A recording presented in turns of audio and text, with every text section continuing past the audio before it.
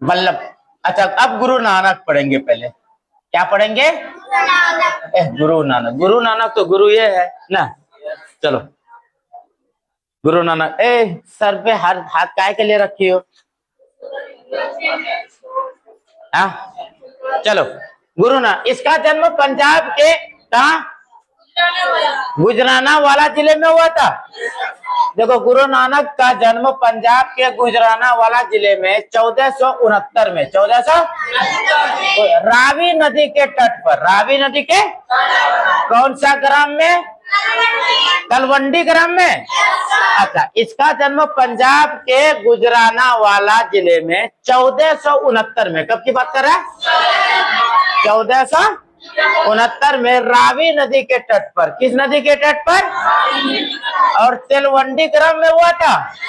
इन्होंने धार्मिक आडंबर जो है और अवतारवाद, मूर्ति पूजा और उच्च नीच आदि का क्या किया? इसने विरोध किया। समझ में आया ना? बात समझो। इसने ना धार्मिक आडंबर जो था, धर्म के नाम पे जो पाखंड करते हैं उसका, हाँ, पाखंडी, तो उसका क्या किया? इसने विरोध किया। अवतारवाद, अवतार का मतलब कोई ऊपर से उतरा हुआ आदमी, उसी को ना अवतार बोलते हैं। जो ऊपर से उतरा होता है उसी को अवतार बोलते हैं। तो अवतारवाद, मूर्ति पूजा, उच्च नीच आदि का क्या किया? इसने विरोध। और निर्गुण, समझो, निर्गुण और कौन सा? निर्गुण और निराकार ईश्वर की क्या क्या? पूजा करने पर बल दिया। आप लोगों को पता नहीं, बहुत ज्यादा इंपॉर्टेंट ये तो सेंटेंस, बहुत ज्यादा इंपॉर्टेंट है। देख रहे जो गुरु नानक है ना, गुरु नानक। अच्छा, गुरु नानक कौन सा धर्म, कौन सा भक्ति आंदोलन में कौन सा गुण मानते थे? निर्गुण ना।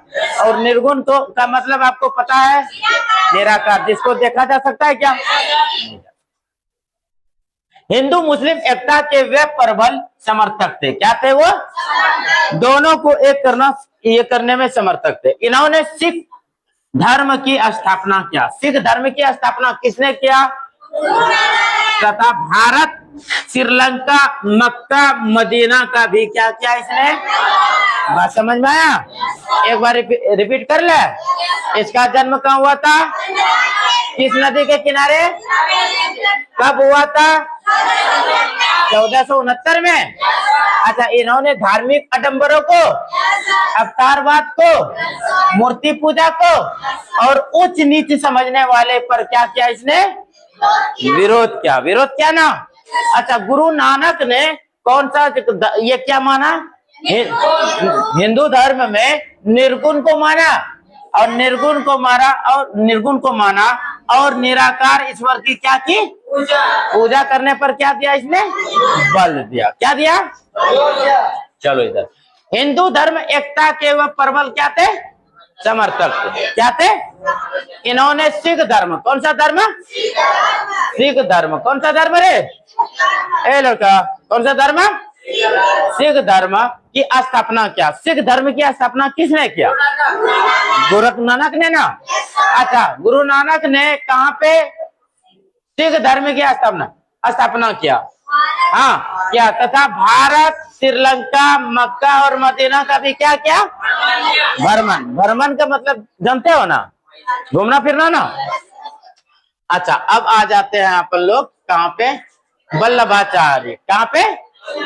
वल्लभाचार्य का जन्म कब हुआ था? 1479 में। कहाँ? बनारसी में हुआ था। वल्लभाचार्य का जन्म 1479 में कहाँ? वाराणसी में हुआ था। अच्छा, इसके पिता कौन थे? लक्ष्मण भट्ट। इस लड़की शांति।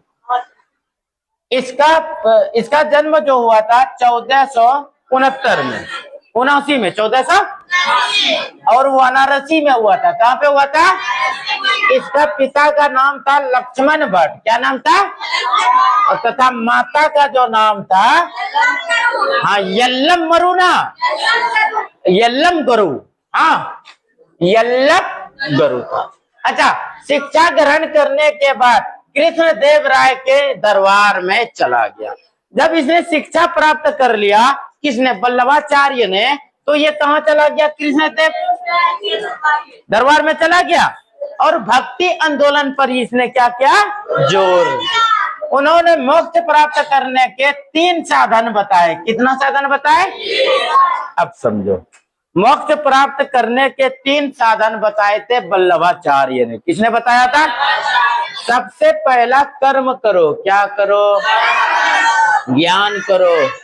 उसके बाद क्या करो, तो हम बताए थे ना पहले भी, मोक्ष प्राप्ति करने का मतलब अच्छा ज्ञान, अच्छा कर्म, उसके बाद अच्छा कर्म। अच्छा देखो इधर, स्पीड आप लोगों का कम हो गया।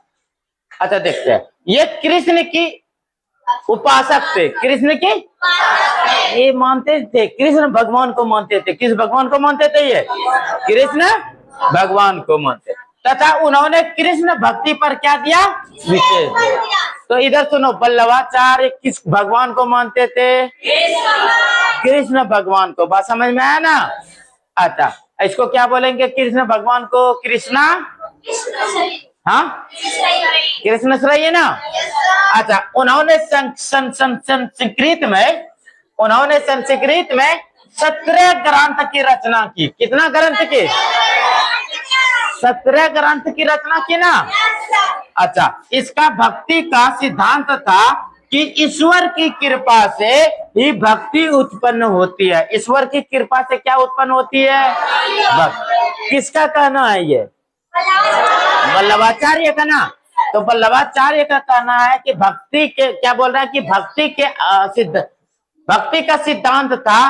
भक्ति का सिद्धांत क्या था कि ईश्वर की कृपा से क्या करना है, उत्पन्न करना है। तो एक बार जितना पढ़े रिवीजन कर ले। क्या, वल्लभाचार्य का जन्म कब हुआ था, कहाँ पे हुआ था, पिता का नाम, पिता का नाम, पिता का नाम, पिता का नाम बोलो, माता का नाम यल्लम गुरु।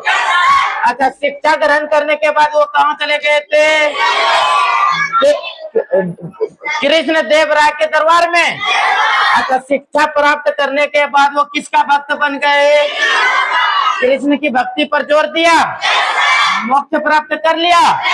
प्राप्त करने के बाद मोक्ष के प्राप्त करने का साधन कितना बताया, कौन कौन सा, और चलो मोक्ष प्राप्त करने का 3 साधन, कर्म करो, ज्ञान दो, भक्ति करो। तीनों ना। ये कृष्ण के उपासक थे। क्या थे, इन्होंने किसका भक्ति किया, कृष्ण भगवान का, बोलो। अच्छा विषय, हाँ इन्होंने संस्कृत में कितना ग्रंथ को ये किया, मारो VVI तो 15-16 VVI मारो, मार दिए। अच्छा भक्ति का सिद्धांत क्या किसने दिया, वल्लभाचार्य ने। उस सिद्धांत में बताया कि ईश्वर की कृपा से ही भक्ति क्या होती है। क्लियर बात है, आगे बढ़े। चलो एनर्जी तुम लोगों का खराब हो गया है क्या रे, महाप्रभु किधर है रे,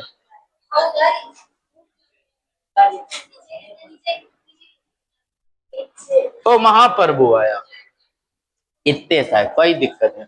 अच्छा चैतन्य माँ, इसका जन्म कब हुआ था, बंगाल के नादिया जिले में, बंगाल के नादिया जिले में 1486 में हुआ। ये किस परिवार में हुआ था। अच्छा 20 वर्ष की आयु में ये संन्यास ग्रहण कर लिए थे। क्या कर लिए थे, 20 वर्ष जब इसका उम्र था ना, अपना उम्र कितना वर्ष था, वो घर को त्याग दिए थे और वो एकदम से ज्ञान की प्राप्ति में, भक्ति आंदोलन में वो चले गए थे। समझ में आया। 20 वर्ष की आयु में संन्यास ग्रहण कर सामान्यवादी दृष्टिकोण को अपनाया। कौन सा वादी को, सामान्यवादी दृष्टि। अच्छा ये बताए थे पहले क्या, साम्यवादी सही से सुनो, सही से देखो, सही से बोलो, सही से सोचो, बताए थे ना। ये प्रीवियस ईयर क्वेश्चन पूछा गया है और इसको डिटेल्स में पढ़ाएंगे। चैतन्य के सिद्धांतों में राधा कृष्ण की प्रेम, लक्षण और भक्ति की लीलाओं का क्या क्या है, दर्शाया गया है। क्या क्या गया है, सुनो बता रहा। चैतन्य के सिद्धांतों में, ए लड़की इधर सुनो, चैतन्य के सिद्धांतों, राधा कृष्ण की प्रेम, राधा और किसका, समझ में आ रहा है ना, राधा की और कृष्ण की प्रेम, लक्षण और भक्ति की लीलाओं को क्या क्या गया है, दर्शाया गया है। किसने दर्शाया है, चैतन्य महाप्रभु ने अपने सिद्धांतों में। किसका, राधा और, तो यहाँ देखना ये दोनों अलग अलग, राधा अलग थे लेकिन दोनों को लिखा मिला करके लिख दिए राधा कृष्ण। ऑब्जेक्टिव में आएगा कि राधा और कृष्ण निम्न में से किसका प्रेम, लक्षण, भक्ति की ललिताओं को, लीलाओं को दर्शाया गया है चैतन्य के द्वारा। तो किसका किसका दर्शाया गया, राधा और, ठीक है ना। तो वहां पे दूसरा नाम और दो तो रह सकता है कि नहीं, ऐसा हु बहु नाम रहेगा कि आपको लगेगा, लगता है कि वही रहे, है ना। तो भक्ति, दक्षिण भारत में भक्ति परंपरा, दक्षिण भारत में भक्ति परंपरा, चलो देखते हैं।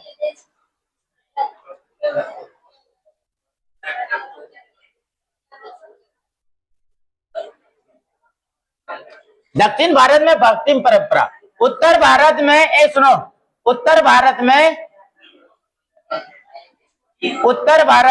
भक्ति परंपरा मध्यकाल में दक्षिण भारत से आया। कहां से आया, बात समझ में आया क्या बोले हम बोले कि उत्तर भारत में जो भक्ति परंपरा आया है मध्यकालीन भारत में, कब कहां से आया है, अच्छा, दक्षिण भारत में ईश्वर की उपासना बिना किसी यज्ञ एवं मंत्रों से होती थी। दक्षिण भारत में ईश्वर की जो उपासना होती थी, ईश्वर की जो पूजा होती थी, ईश्वर की भी जो भी काम होते थे ये करने के लिए, तो बिना उपासना और बिना यज्ञ के होते थे। दक्षिण भारत में ईश्वर की उपासना बिना किसी यज्ञ और क्या बोल रहा है, मंत्र से। तो वैदिक परंपरा के लोग इससे क्या हो गए, नाराज। वैदिक परंपरा के लोग इससे क्या हो गए, अच्छा, मंत्र आराधना वाले लोग वैदिक परंपरा को क्या करते थे, वो स्वीकार कर देते थे ना। तो मंत्र आराधना वाले लोग वैदिक परंपराओं को क्या कर देते थे, अच्छा, जैन और बौद्ध धर्मों की में भी तनाव पूर्वक स्थितियां निर्मित होती थी। अच्छा, इन परिस्थितियों में दक्षिण भारत में वैश्य और कौन सा, वैष्णव धर्म क्या हुआ, अस्तित्व में। वैष्णव और वैष्णव धर्म क्या हुआ, अस्तित्व में। अच्छा, निम्न में से किस आंदोलन के दौरान वैष्णव और वैष्णव धर्म अस्तित्व में आया, बंदी आंदोलन। कौन सा आंदोलन, बात समझ में आया। निम्न में से किस आंदोलन के दौरान भक्ति एवं शैव एवं वैष्णव धर्म अस्तित्व में आया, किस धर्म के दौरान, भक्ति आंदोलन के दौरान में। अच्छा, दक्षिण भारत में अलवार एवं न्यायवार संतों ने भी धर्मशील रहकर धर्म का क्या किया, अलवार और नयावार। अलवार क्या होता है, नयावार क्या होता है, इसके बारे में हम आगे बताएंगे। तो यहाँ ये लोगों ने, संत ने भ्रमण कर धर्म का क्या किया, प्रचार किया। भ्रमण करना मतलब जगह जगह पे जाकर के घूमना और घूम करके क्या करना, उसके बारे में बताना, प्रचार करना। समझ में आया। ये बात किसने कर रहा था, ये कौन कर रहा था, भक्ति के लोगों। अच्छा, क्या बोल रहा है, इन्होंने घूमते हुए कुछ पावन स्थल पर अपने इष्ट का क्या किया, निवास स्थान बनाया। अपने इष्ट पर क्या बनाया, निवास। अच्छा, ये जो घूमने वाला जो था, संत था, सुनो, भक्ति आंदोलन में जो घूमने वाला संत था, ये संत जहां पे जाकर के ठहरता था ना, जहां पे ठहरता था ना, क्या बोल रहा है कि इन्होंने घूमते हुए कुछ पावन स्थान की अपनी इष्ट का क्या किया, निर्माण बताया ना। आगे चलो, इन्हीं स्थानों पर किसका निर्माण हो गया, विशाल मंदिर का निर्माण हो गया, और निर्माण हुआ और वह पावन तीर्थ स्थल के तीर्थ के रूप में परिवर्तित हो गए। और वो जो मंदिर बना वो मंदिर जो हुआ आगे चल के तीर्थ पावन के रूप में क्या हो गया, निर्मित हो गया, है ना। तीर्थ स्थल के रूप में क्या हो गया, अस्थित। बात समझ में आया। जैसे केदारनाथ अभी जाते हो, क्या हुआ इसका, इसका था, अरे छोड़, अरे कोई दिक्कत नहीं। पावन, अच्छा समझ में यह बात पूरा आया। इसको रिपीट करें कि नहीं, चलो आ जाओ। अच्छा है शांति, 2 मिनट में। दक्षिण भारत में भक्ति परंपरा, दक्षिण भारत में क्वेश्चन 3 नंबर में रहेगा, दक्षिण भारत में भक्ति परंपरा का वर्णन करे, तो इतने सा करना है, समझ में आया। अच्छा उसके बारे में, सबके बारे में अगर वर्णन करने के लिए बोलेगा तब वो सब करना है, समझ में आया ना। अच्छा उत्तर भारत में भक्ति परंपरा कब से चालू, कहां से आया। दक्षिण भारत में ईश्वर की उपासना किसके बिना करते थे, यज्ञ और मंत्र के बिना करते थे। इससे कौन नाराज होता था, वैदिक परंपरा के लोग। अच्छा मंत्र आराधना वाले लोग वैदिक परंपरा को क्या कर दिए थे। अच्छा जैन धर्म एवं बौद्ध धर्म में भी तनावपूर्ण स्थिति निर्मित होने लगी इस दौरान में। अच्छा इन परिस्थितियों में दक्षिण भारत में कौन सा धर्म अस्तित्व में आया, शैव और वैष्णव धर्म अस्तित्व में आया। अच्छा क्लियर है। दक्षिण भारत बोला, दक्षिण भारत में अलवार और नयावार संत ने भ्रमणशील रहकर धर्म का क्या किया, किसने, अलवार और नयावार संतों ने। अच्छा इन्होंने घूमते हुए कुछ पावन स्थल को अपनाया, अच्छा उस पर निवास किया, उस निवास स्थान को आगे चल के किसमें बदल दिया, मंदिर में ना। वो फिर वो स्थल क्या बन गए, क्या बोल, पावन तीर्थ स्थल बन गए। अच्छा तमिलनाडु में, किसमें बात कर रहा है, तमिलनाडु में, तमिलनाडु के अलवार और नया वारसन। शांति शांति शांति मैडम जी, शांति। लड़की इधर, तमिलनाडु के अलवार और नयावार ना। अब पता चलेगा अलवार और नयावार का अर्थ क्या होता है, बता। प्रारंभिक भक्ति आंदोलन 6वीं शताब्दी में कब हुआ था। अच्छा अलवार किसका भक्ति थे, विष्णु भगवान के भक्त थे ना। और नयावार किसका, शिव के, है ना। इसके नेतृत्व में हुआ। क्या बोल रहा है कि अलवार को क्या मानते थे, विष्णु भगवान का जो ये पूजा करते थे उसको अलवार, और शिव जी का जो पूजा करते थे उसको। इस आंदोलन का प्रारंभ हुआ तमिलनाडु। क्लियर है।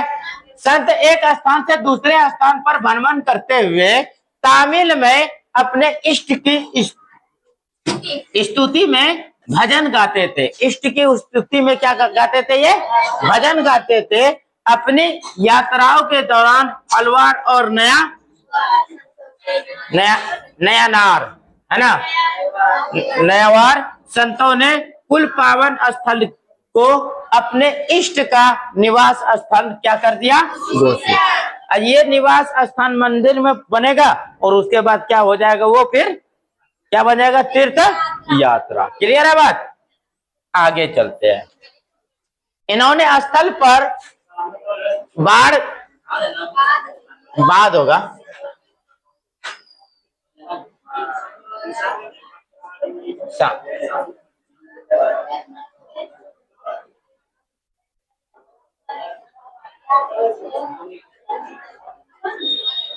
इन्होंने स्थल पर बाद में विशाल मंदिर का निर्माण हुआ और वह क्या बन गए, तीर्थ स्थल।